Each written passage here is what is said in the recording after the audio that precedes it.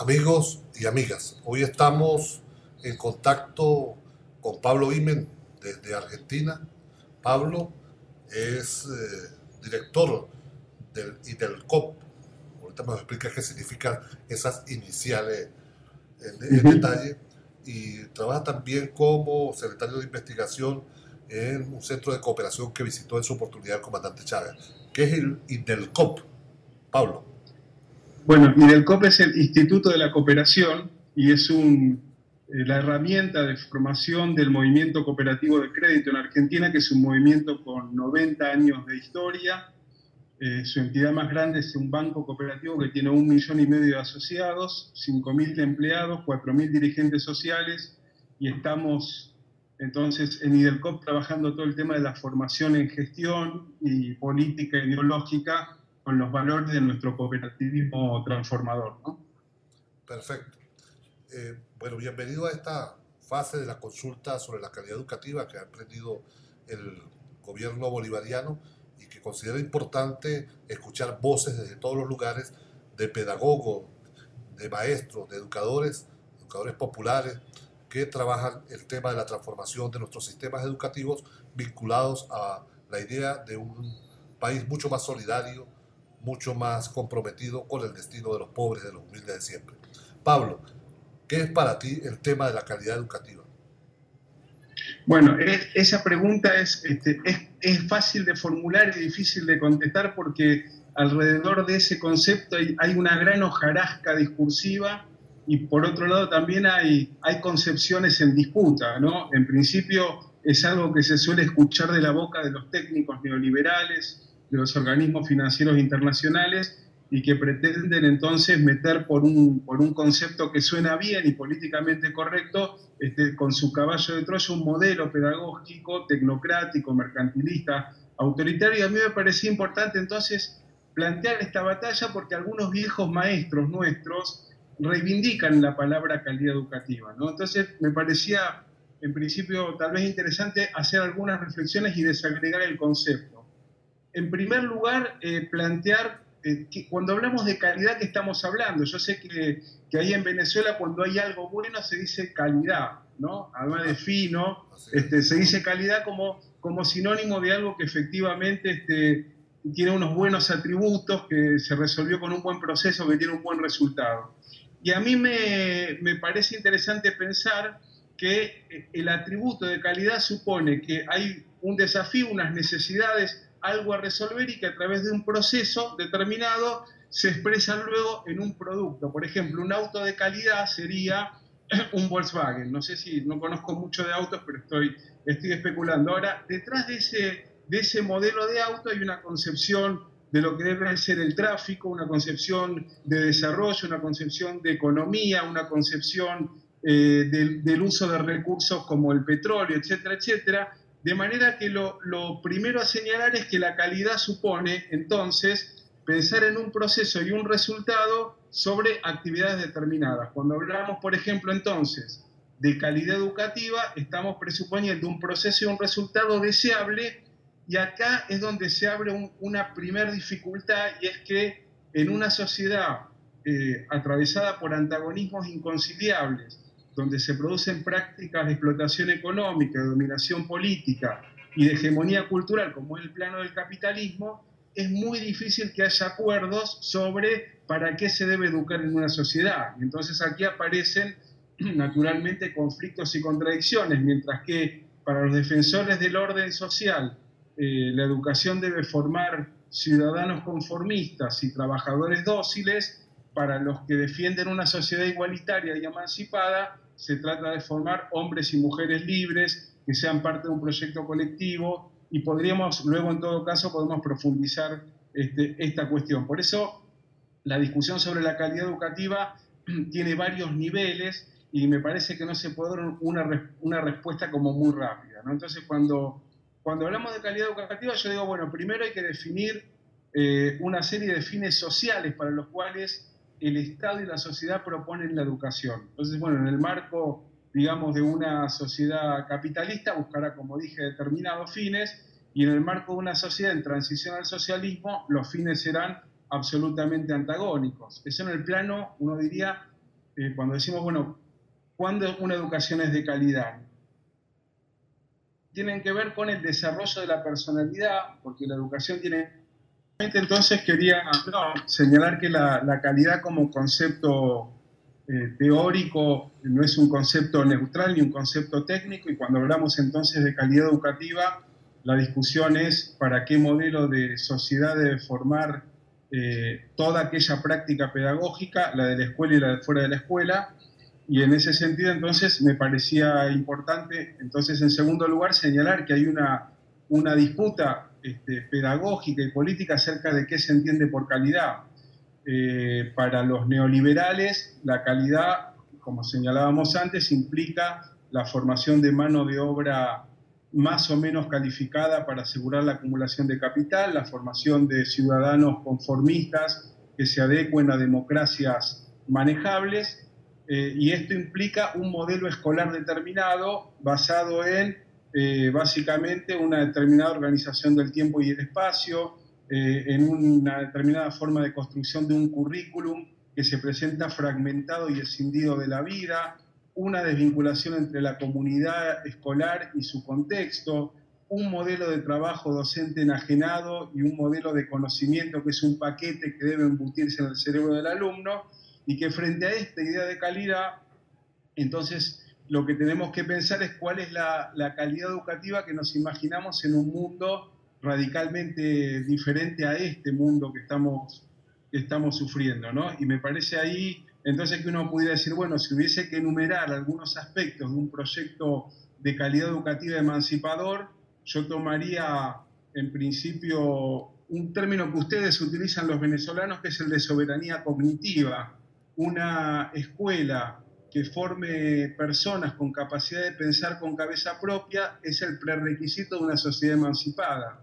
En segundo lugar, me imaginaría una educación que no se circunscribe al aprendizaje de meros conocimientos, sino que desarrolla todos los aspectos de la personalidad: el saber pensar, el saber sentir, el saber decir, el saber hacer, el saber convivir, una educación que forme para el trabajo emancipador, una educación que forme para una democracia protagónica y participativa, que forme, digamos, ciudadanos gobernantes. Y entonces la pregunta que surge es cómo se construye este modelo de calidad, porque no vamos a ser los especialistas los que creemos una educación emancipadora. En todo caso, en diálogo básicamente con las comunidades educativas, va a ser el modo de pensar esta nueva calidad. Entonces, cuando yo me pregunto de dónde va a nacer esa calidad educativa que estamos pensando para el siglo XXI, me imagino 3 o 4 fuentes fundamentales donde abrevar. La primera es la recuperación del legado pedagógico de aquellos que nos antecedieron y que dejaron marcas muy importantes para una educación emancipadora.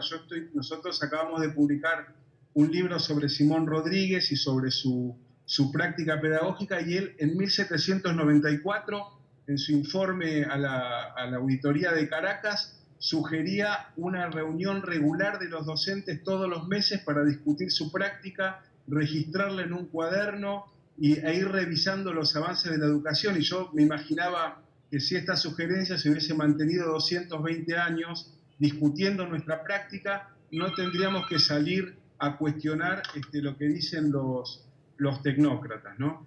La segunda fuente para construir esta pedagogía emancipadora y una educación de calidad sería la sistematización de las prácticas docentes actuales. Los cambios en las escuelas solamente van a ser posibles con los docentes de carne y hueso que existen y que disputan y discuten qué educación están practicando.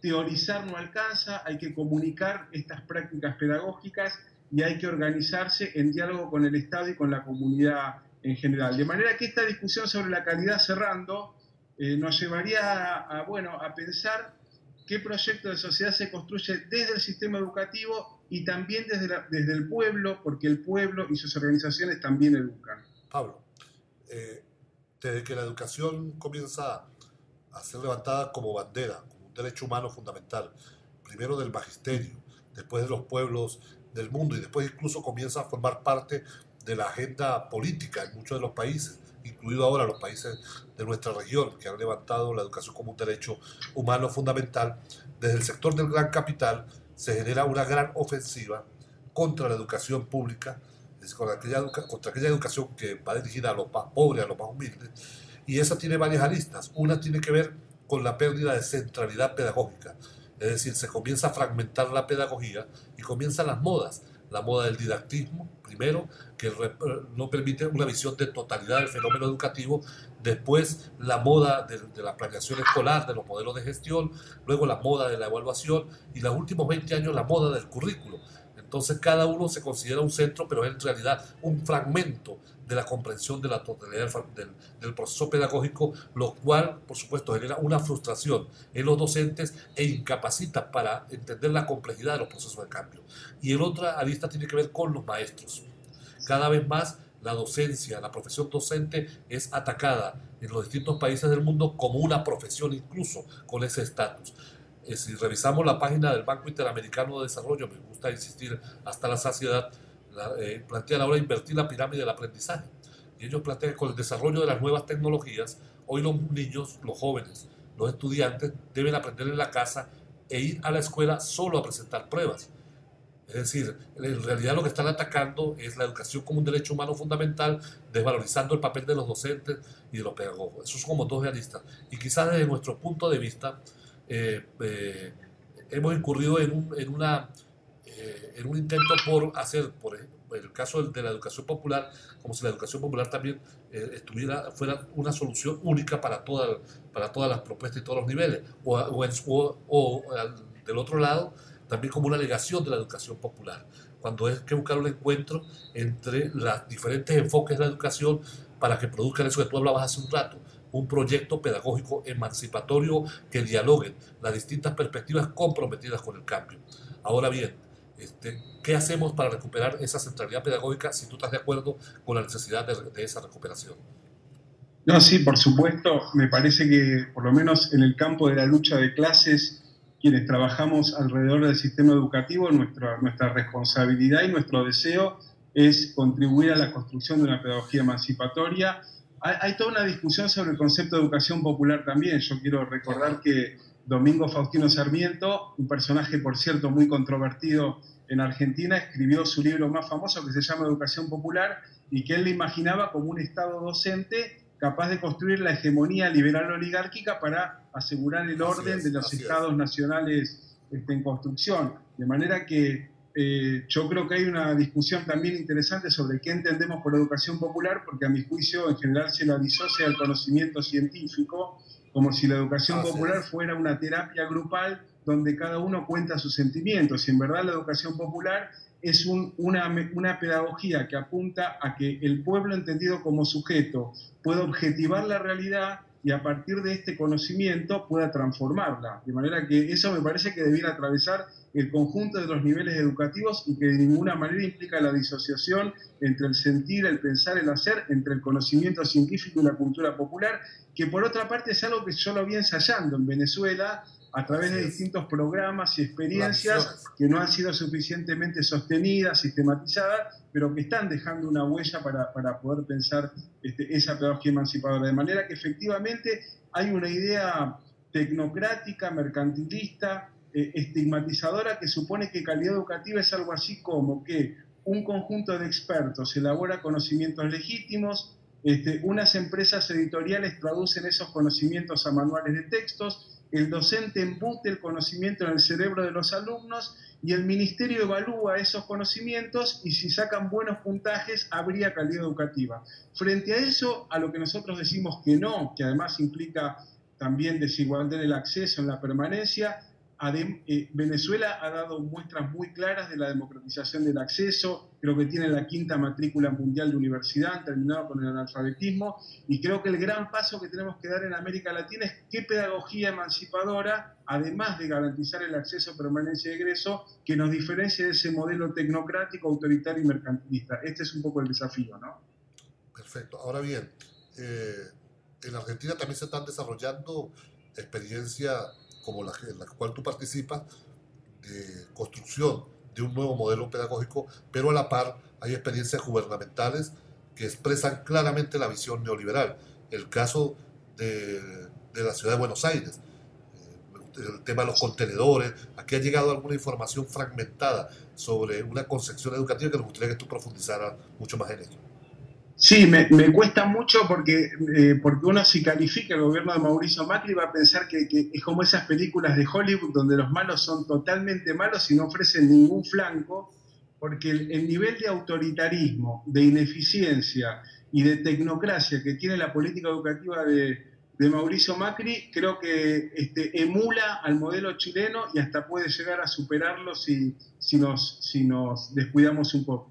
Mauricio Macri y sus ministros, es interesante porque el primer ministro de Mauricio Macri es un ex militante del Partido Comunista, Mariano Narodowski, que terminó en las filas de un neoliberal conservador aplicando una serie de políticas de ajuste, ¿no? Entonces, en términos del acceso, la política de Mauricio Macri ha desfinanciado la educación, ha transferido cada vez más recursos a la educación privada, generó un sistema ahora de inscripción online que produjo una debacle que dejó a 17.000 alumnos de la ciudad sin escuela, y además se propone crear un instituto de calidad educativa donde se mida el rendimiento de los docentes a través de pruebas estandarizadas, que hasta ahora contó con la resistencia de la comunidad educativa en la Ciudad de Buenos Aires. Mauricio Macri creó su propia policía metropolitana, sus dos primeros jefes están presos y procesados por delitos, y frente a los conflictos en la ciudad, la política de seguridad de Macri ha sido la represión, tiene varios muertos en su haber, de manera que, bueno, estamos sufriendo un gobierno neoliberal conservador que es absolutamente coherente en toda su política pública, en su política de seguridad, de vivienda, de salud, de educación, contra los intereses populares. Y decíamos que el neoliberalismo, que suponíamos muerto y superado para América Latina, está vivito y coleando y está con muchas ganas de volver a ser gobierno nacional. Esperamos que esto no ocurra, ¿no? Y todo el discurso de transformación educativa del neoliberalismo en Ciudad de Buenos Aires entra por el discurso de la calidad educativa. Es una alerta también que nos debe llamar la atención. Así es, bueno, este es el caballo de batalla de la derecha, y en general no se toman el trabajo de definir de qué hablan cuando hablan de calidad educativa. De lo que se desprende de su discurso es que hablan de los operativos estandarizados de evaluación, con esta lógica que yo planteaba recién. Digamos, Simón Rodríguez plantearía que este modelo pedagógico apunta a la formación de papagayos, ¿no? de repetidores de contenidos sin capacidad de pensar con cabeza propia. Por eso digo que desde Simón Rodríguez o antes tenemos unas huellas, unas pistas para pensar otra educación, y creo que se está construyendo en buena parte del continente.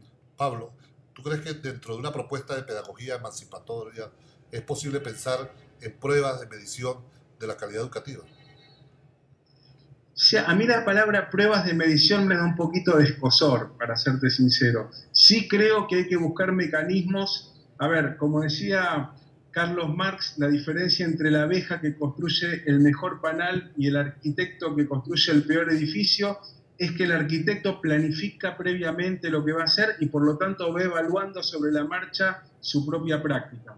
Por lo tanto, yo conozco experiencias en Venezuela donde hay una planificación de plantel de proyecto pedagógico. Esa planificación se presenta a la comunidad, a instancias colectivas de lo que se llama autoevaluación, heteroevaluación y coevaluación en función del proyecto pedagógico, y por lo tanto la evaluación hay que pensarla no como un dispositivo punitivo de control, de regulación, de sanción del, entre comillas, mal trabajo docente, sino como una herramienta pedagógica para mejorar cada día nuestra práctica, lo que justamente proponía Simón Rodríguez hace 220 años, ¿no? Pablo, para ir cerrando este primer encuentro en el marco de la consulta sobre la calidad educativa, nos gustaría que le dirigiera unas palabras a los maestros, a las maestras, a los profesores, a las profesoras, que en todo el país hoy se han volcado a discutir con mucha alegría todo el tema de la transformación del sistema educativo venezolano para ir generando una educación cada vez más incluyente con calidad. Bueno, yo viajé hasta ahora 6 veces a Venezuela, que es un 10% de lo que pienso viajar en los próximos años, y en esos viajes me encontré con muy valiosos esfuerzos pedagógicos de cantidad de docentes que están en las escuelas tratando de construir una educación emancipadora. Creo que esta es una oportunidad para profundizar ese camino, para sistematizar esos ensayos, para evitar que no vuelvan nunca más las políticas neoliberales y tecnocráticas a la educación, y esa es una responsabilidad política y pedagógica de Venezuela que está marcando un camino en América Latina. Miramos con mucha atención, nosotros hicimos expediciones pedagógicas a Venezuela, vinieron a la Argentina y pensamos que es un momento histórico que nos pone en ese desafío, construir una educación emancipadora para la América Latina del siglo XXI. Gracias, Pablo, por este primer contacto. Estaremos en el transcurso de la consulta volviendo a encontrarnos para trabajar juntos una perspectiva emancipatoria de la educación. Gracias, Pablo. Muchas gracias a ustedes. Un abrazo.